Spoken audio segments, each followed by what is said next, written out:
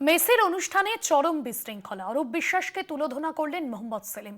একই সঙ্গে তোপ শাসক দলকে, টিকিট বিক্রির নামে কালো বাজারি হয়েছে এমনটাই বললেন সিপিএম নেতা মোহাম্মদ সেলিম, যেখানে তিনি বললেন এই গোটা বিষয়ে টিকিট বিক্রির নামে কালো বাজারি হয়েছে।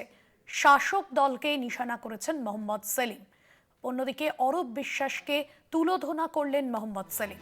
একই সঙ্গে তোপ শাসক দলকে, টিকিট বিক্রির নামে কালো বাজারি হয়েছে। কি বলেছেন তিনি, শোনাব। যেসব লোকজনকে লোকে দেখতে চায় না, তারা বিখ্যাত একটা মানুষের, ওটাকে বলে ইংরেজিতে রিফ্লেক্টেড গ্লোরি।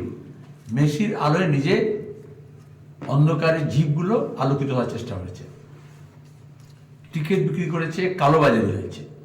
এর মধ্যে পুলিশ, রাজ্য প্রশাসন, ক্রীড়া দপ্তর, ক্রীড়া মন্ত্রী, ওখানকার স্থানীয় জনপ্রতিনিধি, মমতা ব্যানার্জির পরিবার এবং কালো টাকার মালিক, সব যুক্ত। এরা খেলা ছাড়া বাকি সব বোঝে। বিশেষত মমতা ব্যানার্জির পরিবার এটার সঙ্গে যুক্ত।